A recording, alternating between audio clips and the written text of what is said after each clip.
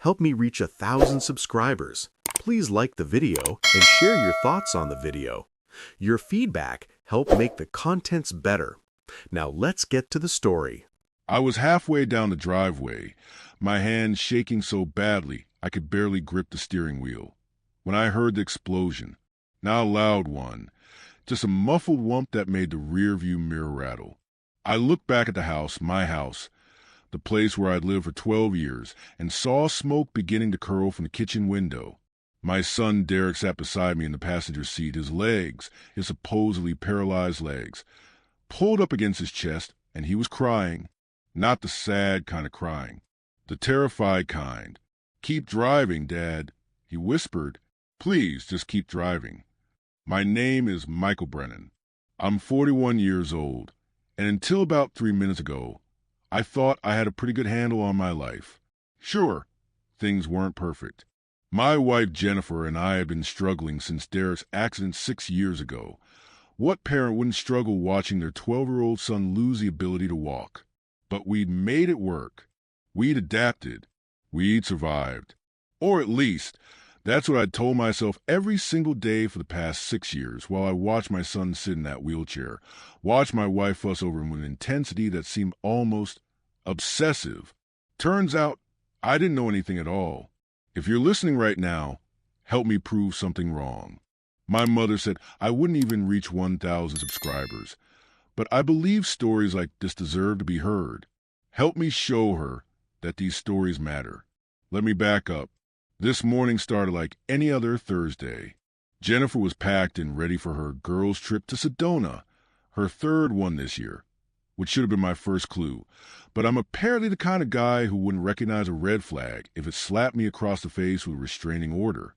She'd been buzzing around the house since dawn, checking and rechecking her suitcase, making me elaborate lists of Derek's medications, his physical therapy schedule, his dietary restrictions. The blue pills at 8 a.m., the white ones at noon, she said, tapping each bottle on the kitchen counter. And make sure he does his stretches. 20 minutes, twice a day. His muscles will atrophy if you skip even one session. I nodded along like I always did. Jennifer had become the expert on Derek's condition. I was just a guy who worked 60 hours a week at the accounting firm to pay for all the medical bills that our insurance mysteriously never quite covered. I was a supportive husband, the devoted father, the reliable provider. I was also, apparently, the world's biggest idiot. Derek had been quiet that morning, quieter than usual.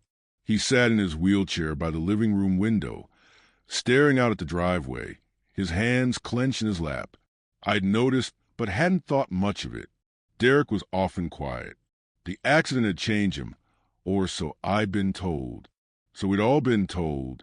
Jennifer kissed me goodbye around 9:30, gave Derek a long hug that he barely returned, and then she was gone. Her Mercedes pulled out of the driveway, and I watched it disappear down Maple Street, headed toward the highway. I stood there for a moment, coffee cup in hand, thinking about how I'd have the house to myself for 4 whole days. Well, myself and Derek. Maybe we'd order pizza. Maybe we'd watch those action movies Jennifer always vetoed because they were too violent for Derek's sensitive state. I was still standing there, contemplating pepperoni versus sausage, when I heard footsteps behind me. Footsteps. I turned around so fast, I nearly gave myself whiplash. Derek was standing in the middle of the living room, not sitting, not slumped, standing. His legs, those supposedly useless, damaged, paralyzed legs, were supported his full weight. He was looking at me with an expression I hadn't seen on his face in 6 years. Determination. "Dad," he said, his voice steady and clear, "we need to leave this house right now." The coffee cup slipped from my fingers. I didn't hear it shatter. I didn't hear anything except the rushing of blood in my ears and Derek's next words. "She's going to kill you. The house is rigged. We have maybe 10 minutes." I should have asked questions. I should have demanded explanations. Instead, some primal part of my brain took over. The part that trusted my son more than I trusted my own confusion. And I grabbed my car keys from the hook by the door. "Garage." "Now," I said. Derek moved fast, not like someone who hadn't walked in 6 years. He moved like a normal 18-year-old kid, his legs strong and certain. We got to the garage, and I practically threw him into the passenger seat of my Honda. My hands were shaking so badly it took me 3 tries to get the key in the ignition. That's when the kitchen exploded. Now we were driving. I didn't know where. Just away. Away from the smoke and the fire, and the million questions screaming in my head. I made it to the end of our subdivision before I had to pull over. My whole body was trembling. Explain, I said. It came out harder than I meant it to. Right now, Derek. Explain everything.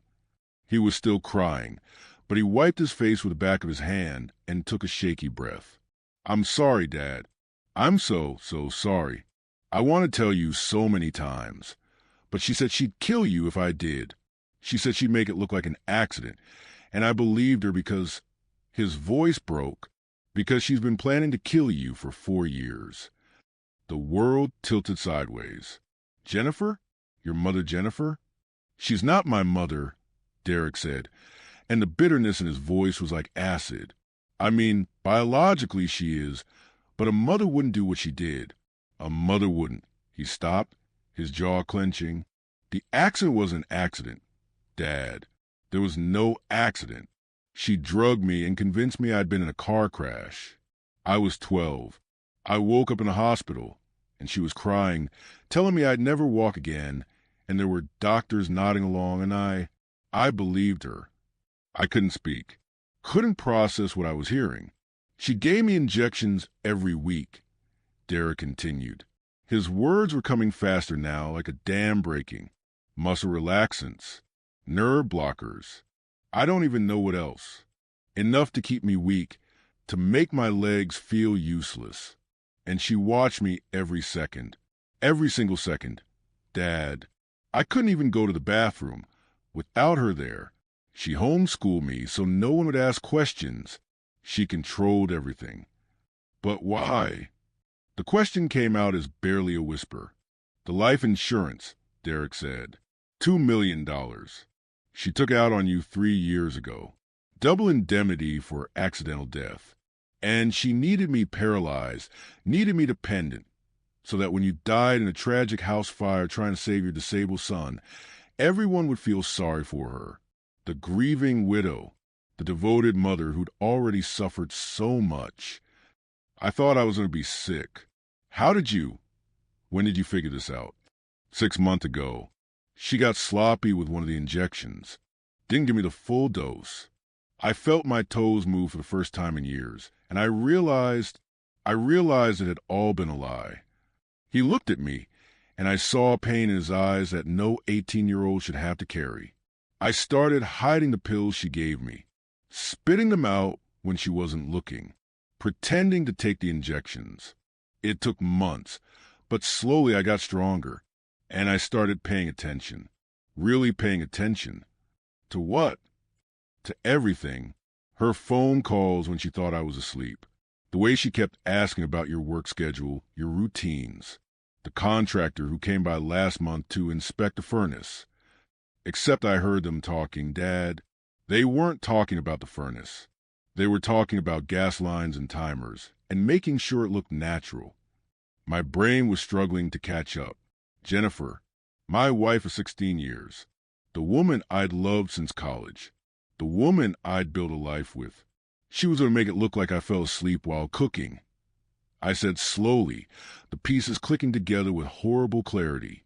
Forgot to turn off the stove. Gas leak, and I'd run back in to save Derek. And the house would blow, Derek finished, with both of us inside. Except she didn't count on me being able to walk. Didn't count on me fighting back. I sat there in my car on the side of Riverside Drive, watching normal people go about their normal lives, jogging, walking dogs, washing cars, and I felt like I'd stepped into an alternate dimension. Behind us, I could see a column of smoke rising into the sky from the direction of our neighborhood.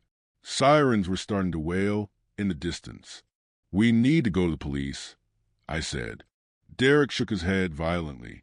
Not yet, Dad. She planned this for years. She's smart. Really smart. The doctors, the medical records, the prescriptions, they're all real. She found doctors who believed her, who documented everything she told them. Who's going to believe me? I'm the kid who's been paralyzed for 6 years, who suddenly starts walking and claims his mother poisoned him? They'll think I'm crazy. They'll think we're both crazy. He was right, and I hated that he was right. Then what do we do? Derek reached into his jacket pocket and pulled out a USB drive. We prove it. I've been recording her. Everything. Phone calls, conversations with the contractor, videos of her preparing injections and admitting what they really were. I've been collecting evidence for 6 months, Dad. But I needed to wait until she made her move, until she actually tried to kill you, because otherwise it's just conspiracy. Now it's attempted murder. I stare at my son, my brilliant, brave, traumatized son, and felt pride and heartbreak crash over me in equal waves. How did you even? There's a lot of time to learn stuff when someone thinks you can't move from your wheelchair, he said with a bitter smile. Turns out I'm pretty good with computers. And people really don't watch what they say around someone they think is helpless. I wanted to hug him. I wanted to scream. I wanted to drive back to that burning house and make sure every trace of the life I thought I had was truly gone. Instead, I took a deep breath and forced myself to think like an accountant. Step by step, methodically. Okay, I said, okay, we need somewhere safe to go. Somewhere she won't think to look for us. Uncle Frank's cabin. Derek said immediately, up in Prescott. She doesn't even know he gave you a key.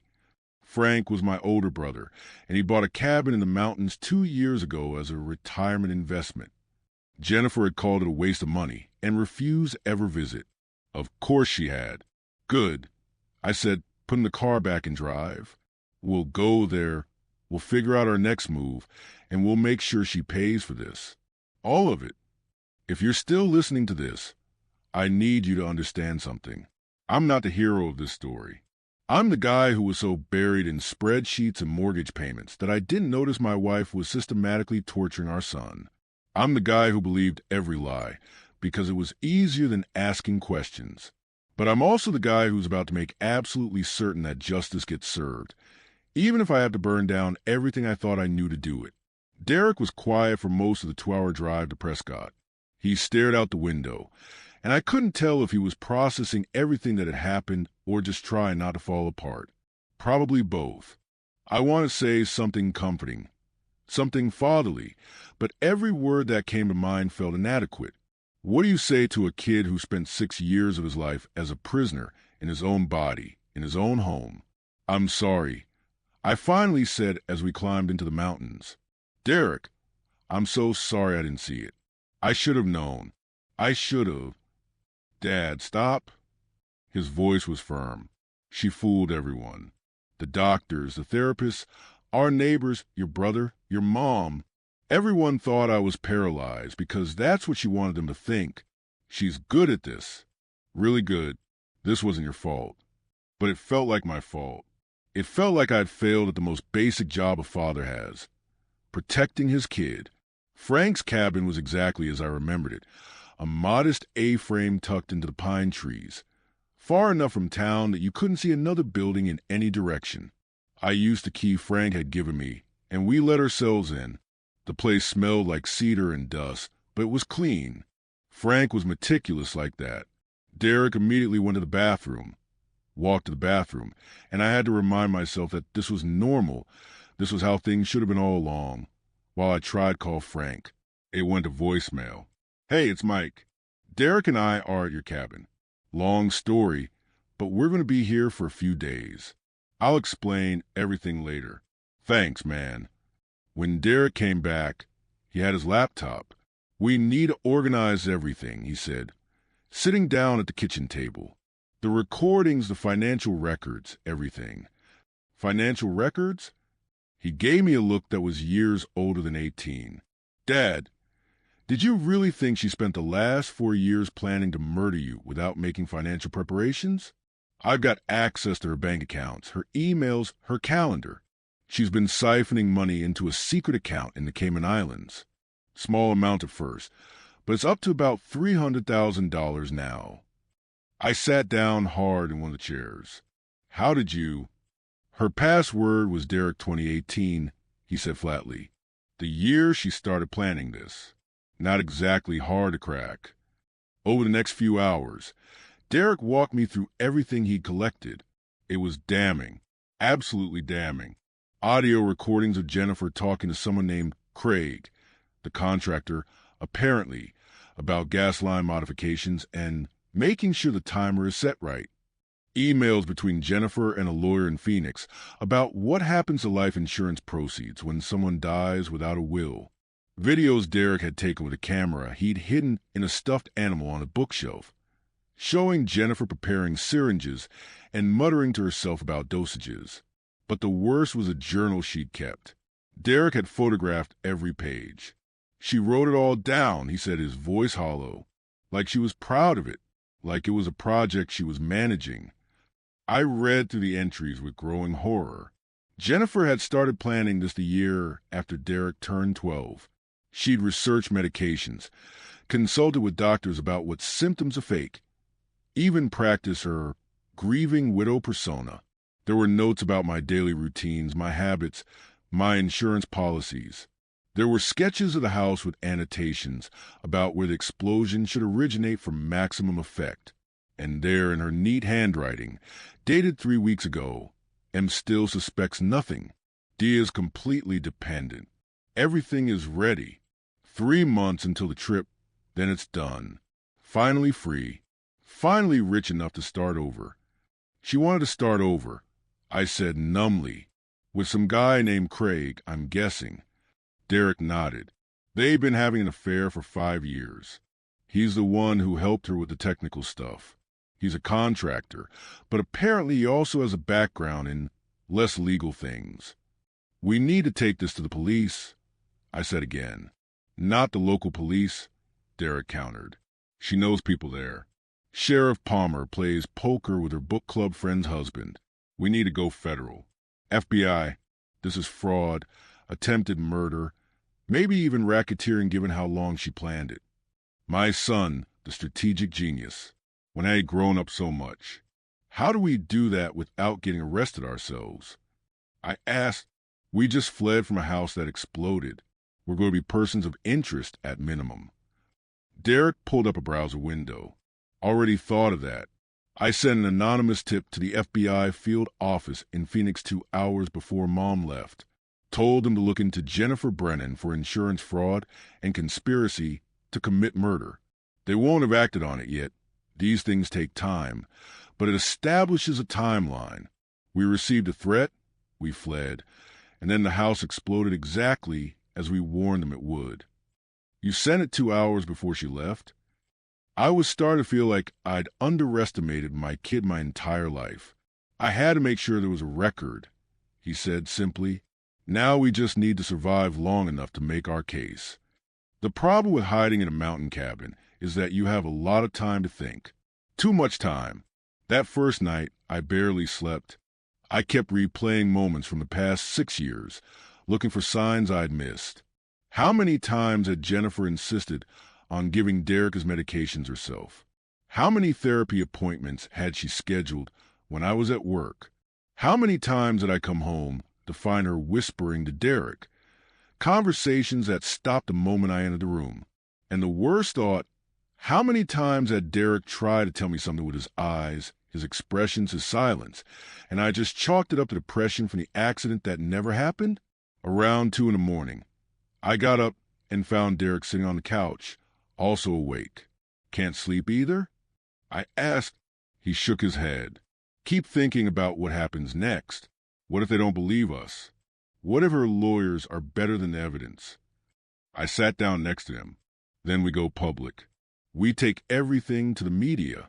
We make enough noise that they can't ignore it.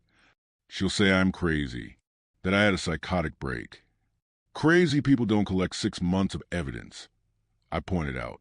Crazy people don't plan escape routes and establish federal timelines. You're not crazy, Derek. You're a survivor. He looked at me then, really looked at me, and I saw a tear starting to form. I want to tell you so many times. Every day. But she said if I did, she'd hurt you.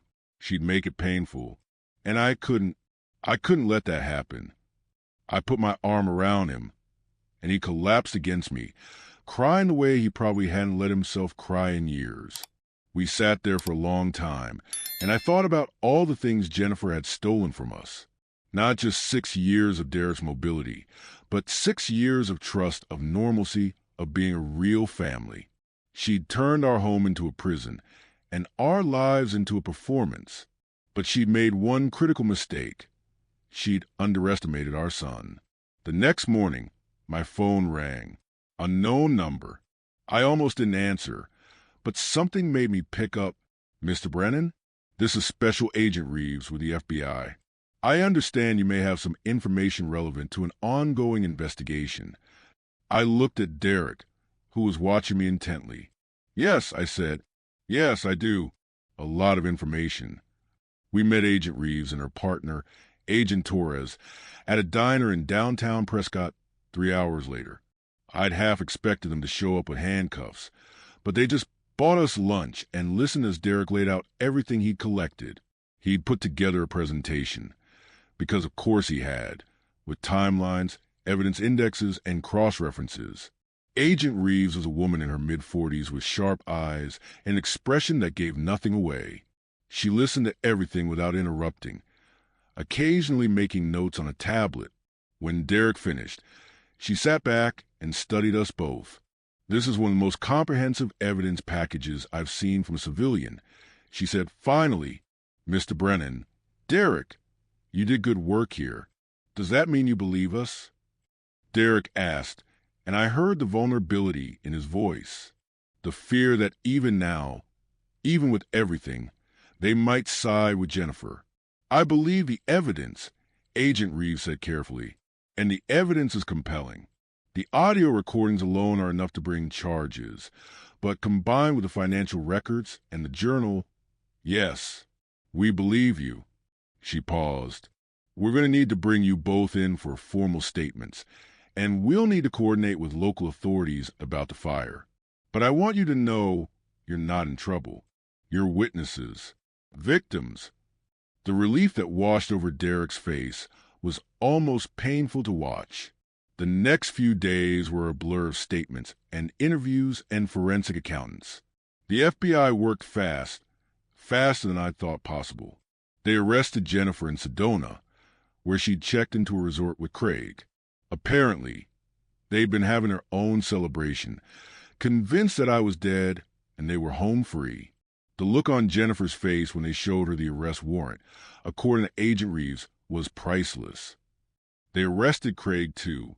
Turns out he had a record for arson from 20 years ago, which he'd somehow managed to keep off his contractor's license.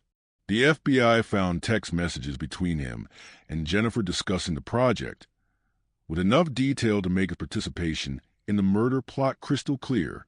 Now, here's where it gets interesting. See, Jennifer had been so confident in her plan, so sure she covered every angle, that she'd gotten cocky. She kept records of everything, not just her own planning, but because she thought she might write a book about it someday. A book about how she'd successfully murdered her husband and gotten away with it. The FBI found a manuscript on her laptop. She'd titled it The Perfect Crime, a case study in planning and patience.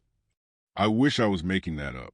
If you've made it this far in the story, do me a favor and hit that subscribe button. I promise the revenge is worth it, and you won't want to miss how these ends. Plus, it'll really annoy my mother, and honestly, that's reason enough. The trial took 8 months to get to court, but when it did, it was a spectacle. The media picked up the story, and suddenly we were everywhere. Local woman accused of faking son's disability to murder husband.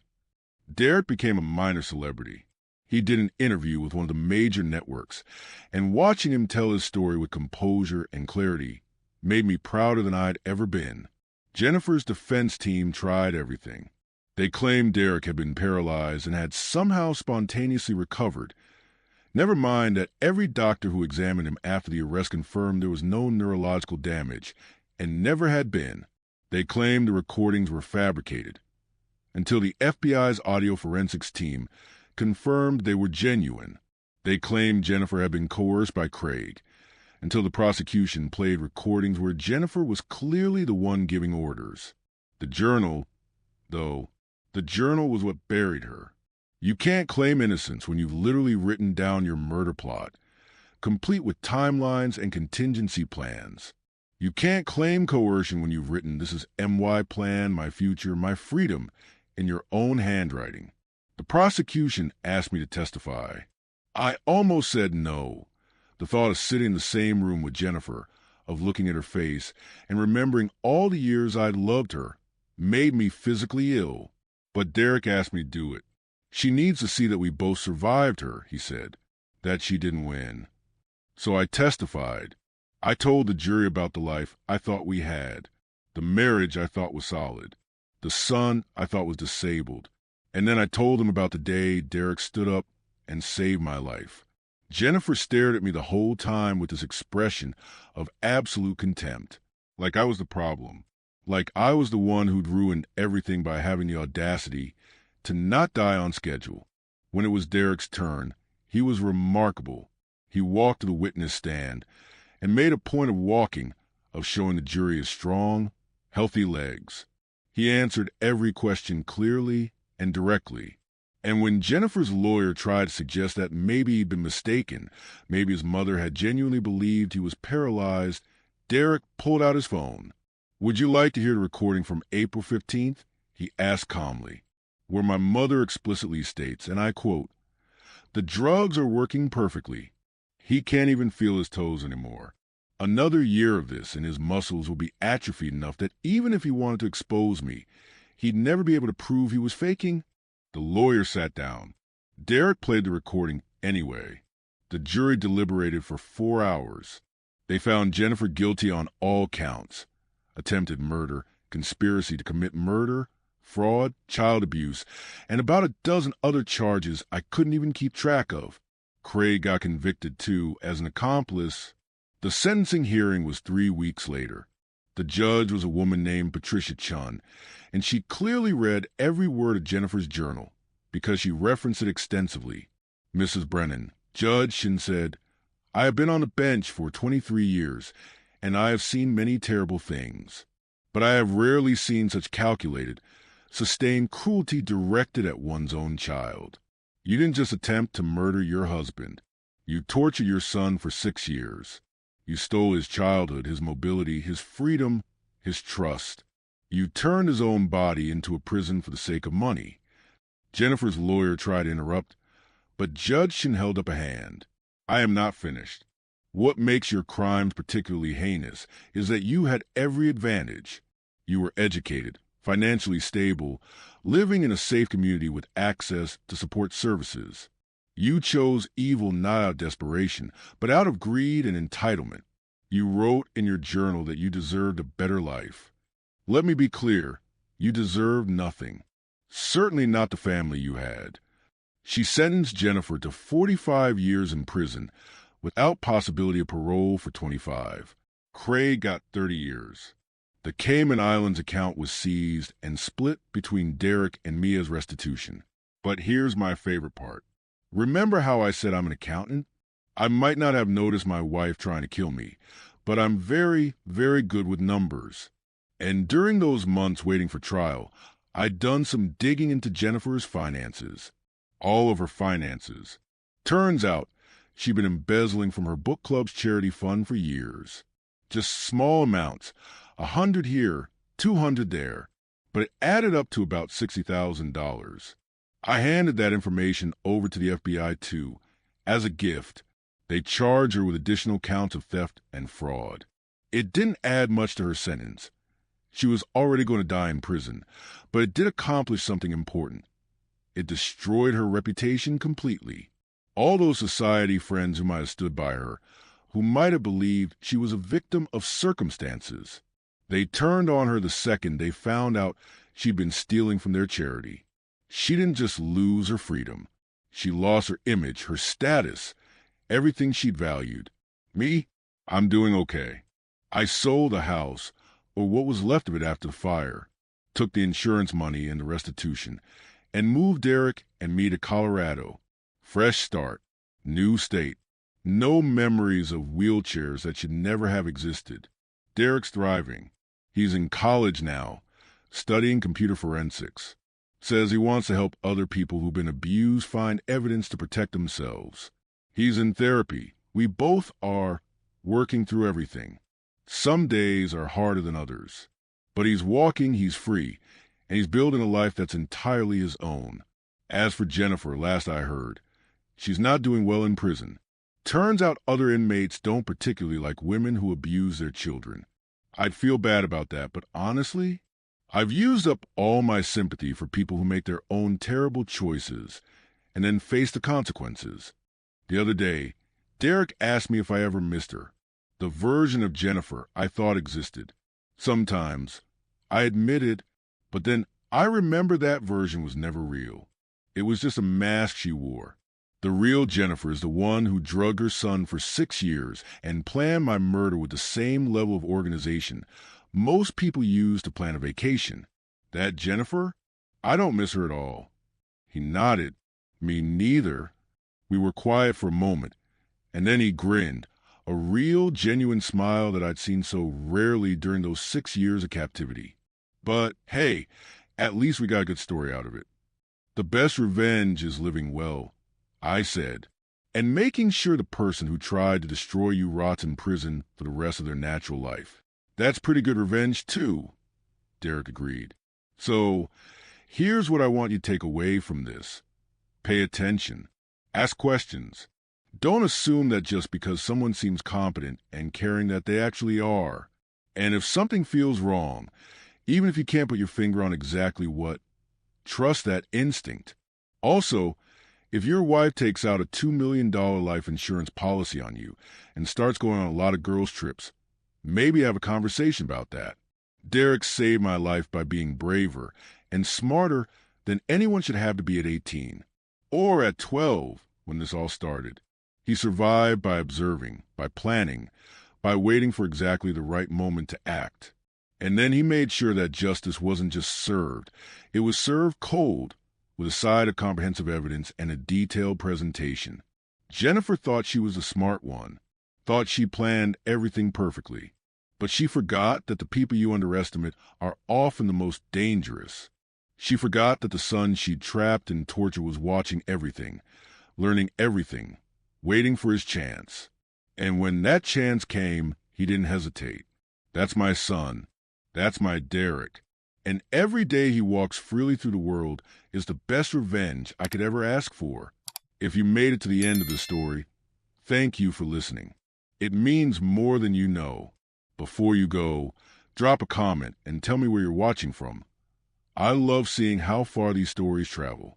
We've got amazing listeners from the U.S., the Philippines, Canada, and especially a huge shout out to our New York crew who always show up in the comments. Knowing where you're from helps me understand who's connecting with these stories and reminds me that no matter where we are in the world, we all understand what it means to fight for the people we love. Hit that subscribe button if you haven't already. Share this with someone who needs to hear it, and I'll see you in the next one. Stay safe out there, everyone,